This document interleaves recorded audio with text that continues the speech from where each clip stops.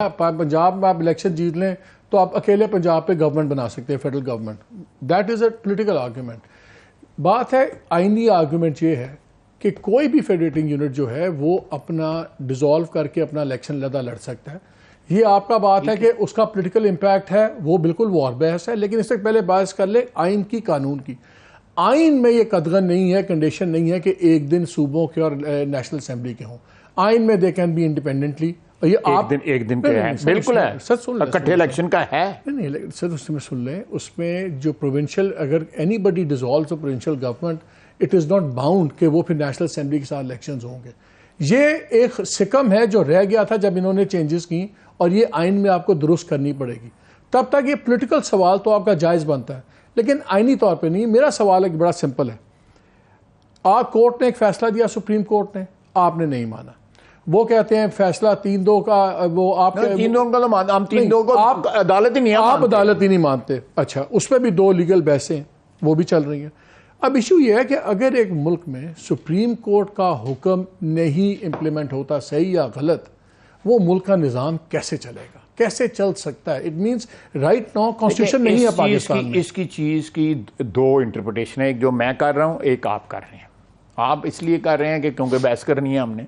नहीं sir, it's a serious issue. No, it is a serious issue. लेकिन जो मैं कह रहा हूँ वो भी एक सीरियस इशू है कि आप जो है इन सूबों को, मैं पॉलिटिकल लेवल पे मानता हूँ, आई एग्री विद यू। मेरा मतलब है कि आप 1971 में ईस्ट पाकिस्तान गया ना, आपने जितने भी इकदाम उठाए लैंग्वेज से लेके कि उर्दू नेशनल जबान होगी, उसके बाद आपने एक फजला की गवर्नमेंट डिसमिस की, जो 127 सीटें लेके इलेक्ट हुआ था बंदा, मेजॉरिटी थी। उसके बाद वो आपने हुसैन शहीद सोहवर्दी, एक और बंगाली को माजूल कर दिया। आपने इस तरह के बेशुमार किए, वो आइन और कानून के मुताबिक सारे करेक्ट थे। ठीक, 1970 तक करेक्ट थे, बिल्कुल करेक्ट थे। 1970 में आके जो है आपने गलती की कि आपने इलेक्शन करा के उसके बाद जो आइन आपको डिक्टेट करता था आपने उस पर अमल ना किया, और क्या हुआ कि मुल्क जो है टूट गया। तो अब प्लीज मुझे मोहलत देना। करे टेक योर टाइम। इसलिए जो मैं थोड़ा सा पैशनेट होकर बात करता हूं, और आप बीच में जो पंगा लेते हैं ना, प्लीज जो है ना, वो प्लीज, मैं आई बेग ऑफ यू, मैं सुन रहे हैं। अगर आप यही रवैया फिर अपनाते हैं, वो सारा का सारा पॉलिटिकली मोटिवेटेड था, और उस वक्त आइन जो है 1956 तक हमारा आइन ही नहीं था, उसका क्या नतीजा निकला? जो आप आर्गुमेंट दे रहे हैं, मैं उसके अगेंस्ट ये आपको एक हिस्टोरिकल पर्सपेक्टिव जो है, एविडेंस प्रोवाइड करके कह रहा हूं कि आप फिर पाकिस्तान को खुदा न खास्ता तोड़ेंगे। आप जो है एक आपने हिसाब लगाया हुआ है कि आपके यहां पे जो एक टोला है, वो फायज ईसा को नहीं आने दे रहा। उसने दे हैव वाउड कि हम इसको नहीं आने देंगे। ये सारा रौला ही उस चीज का है। आप उसकी बीवी को बुला कर रोल छोड़ते हैं अदालतों के अंदर। आपको शर्म ना आई कि आपका पीयर है, आपका एक कॉमरेड है, उसकी फैमिली को रोल रहे हैं किसी के एस्टेब्लिशमेंट के कहने के ऊपर? आपको शर्म आनी चाहिए। You should be ashamed of yourself कि आप किस कुर्सी पे बैठे हुए हैं। मुझे यहाँ पे खास साहब एक ब्रेक लेनी है, लेकिन मैं ब्रेक से एक सवाल आपके लिए छोड़े जा रहा हूँ। आई एग्री विद यू कि पॉलिटिकल इम्प्लीकेशंस हैं। मेरा सवाल बड़ा सिंपल है। आपने कहा कि मुल्क उस तरह टूटते हैं। अगर मैंने आपको अपने मुल्क की, मैं किसी और मुल्क, मैं अपनी बात अपने मुल्क की हिस्ट्री, लेकिन मेरा सवाल आपसे ये है कि अगर टॉप जो कोर्ट है, सुप्रीम कोर्ट, अगर उसके फैसले डिफाई करेगी हुकूमत वक्त, तो तब भी मुल्क कैसे चल पाएगा? और सवाल ये है, अब डी एस्केलेट कैसे होगी situation? Something has to give. Break के बाद मैं ब्रेक लेता हूं, क्योंकि नाज़रीन इससे टेंशन इतनी है कि गवर्नमेंट सुप्रीम कोर्ट के एक दूसरे के खिलाफ खड़े हुए, सुप्रीम कोर्ट इनसे नाला है, पॉलिटिशियंस एक दूसरे से बात नहीं कर रहे, फौज और जुडिशरी ये डिफरेंट पेजेस पे हैं। लगता ही है कि इससे एब्सोल्यूट एक मेल्टडाउन हो गया है, जो परफेक्ट स्टॉर्म है। मैं जानना चाहता हूँ डिफेंस मिनिस्टर साहब से कि क्या चीज़ डी एस्केलेट पहले होगी तो कोई बात आगे चलेगी? कोई पॉसिबिलिटी है डी एस्केलेट? सवाल यही था। अब कहाँ जाएगा? बस अब तो लोग डरना शुरू हो गए हैं। इमरजेंसी, मार्शल लॉ, लोग कहते हैं जी बंद गली में सारे चले गए हैं, देयर इज नो होप। मैं एक पहले बात में आप स्पेस पे आता हूँ, मैं जस्ट टेक 20 सेकेंड्स। इस मुल्क में मियां नवाज शरीफ मुल्ज़िम की हैसियत से पेश होता रहा है अदालतों के अंदर। क्या हुआ क्या नहीं हुआ मेरा एक वर्जन है, आपका हो सकता है मुख्तलिफ हो, लेकिन मुल्ज़िम की हैसियत से पेश होता रहा ना। कैद से भी आता रहा अदालतों में जब उसको कैद हो गई। इसी तरह और भी हमारे ज़ुलमा जो हैं, लीडर जो है, पेश होते रहे। जो है चीफ जस्टिस साहब पाकिस्तान ने कभी उनको मर्सिडीज तो नहीं भिजवाई थी और उनको जजेस की गेट से एंटर नहीं करवाया था। ये कैसा इंसाफ है, कैसा रिस्पेक्ट है अदलिया की रवायात का। इंसाफ के जो है तकाजे इस तरह पूरे होते हैं। अगर मैं जो है वोट ऑफ नो कॉन्फिडेंस कर रहा हूं या मैं अदम एतमाद कर रहा हूं तो उसकी वजह मैं बयान भी कर रहा हूं ना। चलिए वो तो हो गया नहीं, हो गया। क्यों हुआ? हम तो क्यों हुआ? हम तो क्यों हुआ? मैं जो 3 या 4 या 5 या 8 या 17 बंदे जो है उस रोस्ट्रम के ऊपर जो बैठे होते हैं, उस पेडेस्टल के ऊपर जो बैठे होते हैं, when I enter Nawaz Sharif साहब को बाहर भी तो भेज दिया ना कन्विक्शन। कौन से कॉन्विक्ट पहले पाकिस्तान इन्होंने नहीं भेजा, इन्होंने वो तो एस्टेब्लिशमेंट ने भेजा। चले थ्रू कोर्ट ऑर्डर ही गया। मेरा मतलब है कोर्ट ऑर्डर भी जो एस्टेब्लिशमेंट ने करवाया, प्रिविलेज ट्रीटमेंट तो हुई देखना, लेकिन उसने कैद भुगती ना।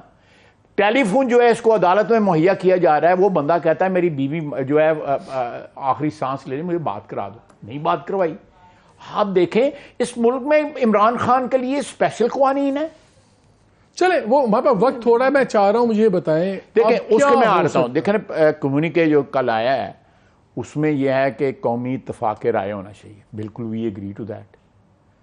और कौमी इत्तफाक राय जो है ये मैंने पहले भी आपके प्रोग्राम में भी कहा है, दूसरे प्रोग्राम में भी कहा है, कौमी इत्तफाक राय जो है ये सिर्फ जो है सिर्फ पॉलिटिकल पार्टीज की बात नहीं है। मैंने ये आपकी जब ये बार बार जो है मैं मुदाखलत करता रहूँ और रोना रोता रहूँ अदलिया का, अदलिया भी उसमें बैठे, लेकिन अदलिया की मुसीबत है कि उनके अपने रोले जो है हम सियासतदानों से भी ज़्यादा हैं। ये इक़्तिदार की जंग जो है जो सितंबर जो जारी है, जिसकी वजह से इतना फ्रैक्चर्ड इस वक्त इंस्टीट्यूशन है कि शायद ही पॉलिटिशियंस भी इतने फ्रैक्चर्ड ना हो। अगर आज इमरान खान सितंबर की तारीख के इलेक्शन पे तैयार हो जाएं तो आप लोग तैयार हैं? जी हमें तो उनका है अक्टूबर तो वैसे ही ड्यू डेट है, ड्यू डेट है ना, अक्टूबर 8 के 7 के 6 कोई ड्यू है। बिल्कुल हमने उनको ऑफर किए। तो फिर उनको बुलाना पड़ेगा असेंबली में कॉन्स्टिट्यूशनल अमेंडमेंट करने के लिए। पंजाब वाले आगे इलेक्शंस की डेट को कॉन्स्टिट्यूशन अमेंडमेंट की कोई ज़रूरत नहीं है, उसमें कोई ज़रूरत नहीं है। देखिए मेरी बात सुने, ये एक्सपेंसिव फैसले उसने किए हैं, हमने तो नहीं किए। कि असेंबलियों से इस्तीफे दे दो, उसके बाद कहता है इस्तीफा वापस ले लो। पहले कहता है इस्तीफे मंजूर करो, अदालत को कहता है, फिर उसके बाद अगर नहीं वापस लास्ट क्वेश्चन, उसके बाद जो है असेंबली डिसॉल्व करता है पंजाब की, उसके बाद क्या बहाल कर दो। डिफेंस मिनिस्टर आप हैं। अच्छा उनका प्रेसिडेंट जो है उनके खिलाफ स्टेटमेंट दे रहा है, परवेज लाई साहब जो है, या पढ़िए ना स्टेटमेंट आपने परवेज लाई की। वैसे एक बात तो बताएं, सिर्फ परवेज लाई साहब हैं जिनकी गिरफ्तारी के लिए छापे नहीं पड़ रहे, बाकी सबके पड़ रहे हैं। ये कोई अजीब सा हुस्न इत्तेफाक है, क्या है ये? उनकी बड़ी सेटिंग है जी। किसके साथ?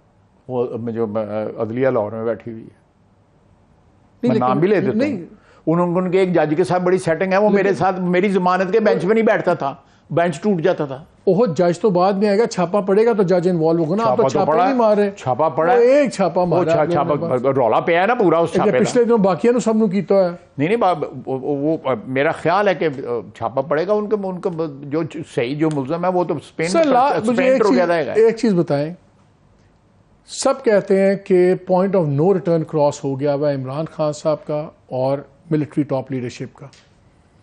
आप पॉलिटिशियन भी हैं, आप डिफेंस मिनिस्टर भी हैं, क्या आपके ख्याल में इनके दरमियान में पॉइंट ऑफ नो रिटर्न से बात आगे चली गई है? देखिए मैं इस चीज़ पे नहीं स्पेकुलेट करता। इमरान खान साहब ने जो है, आप जनरल पाशा के बड़े करीब रहे हुए हैं, जनरल पाशा ने ये इनको कंसीव तो मैं करीब नहीं रहा, मैं सारों को मिलता रहा हूं। नहीं मैंने उनके साथ और मतलब समझ जाने नहीं और कोई मतलब नहीं। लेकिन जनरल पाशा ने ये कंसीव किया कि ये डायनेस्टीज जो है ना दोनों, इनसे we have to get rid of them, और ये बंदा लॉन्च कर दिया। ठीक है, डायनेस्टिक फ्लॉड डेमोक्रेसी कह लें, ना कहें रियल डेमोक्रेसी, लेकिन डायनेस्टिक फ्लॉड डेमोक्रेसी की जगह एक डिक्टेटरशिप जो है उन्होंने इम्पोज कर दी। एंड विद इन 7 months और 8 months जिस तरह आपने कहा है, मार्च उनको रियलाइज हो गया, शुरू हो गया था, डिफरेंसेस शुरू हो गए और उनको पता लग गया कि ये हमारा फेल हो गया। उसके बाद ज़हीरुल इस्लाम साहब आ गए, उन्होंने इनहेरिट कर लिया पाशा साहब से। उसके बाद जो है last 20 second running over time, सवाल मेरा सिंपल है, क्या इनका रिप्रोचमा हो सकता है? क्योंकि ये असैसिनेशन के इल्ज़ाम लगा रहे हैं, वो कहते हैं कि ये लोग बिल्कुल लिबादे में ग्रो है, क्या इनका रिप्रोचमा हो सकता है? किनका? सियासतदानों का? नहीं, एस्टैब्लिशमेंट। देखिए, it has to be a national reconciliation, nothing short of that. तो वो तो आप लोग ही शुरू करवाएंगे? कोई भी शुरू करवा सकता है। अदलिया जो है उनको मैं थोड़ी सी जो है अपनी सैनिटी प्रिवेल करे तो अदलिया करवा सकती है, नेशनल असेंबली करवा सकती है, पार्लियामेंट करवा सकती है, बिल्कुल करवा सकती है। क्वेश्चन खान साहब बहुत शुक्रिया। क्वेश्चन यही है, सैनिटी प्रिवेल कैसे करेगी? That is the $1 million question. आप भी सोचें, हम भी इसका जवाब सोचने की कोशिश करते हैं।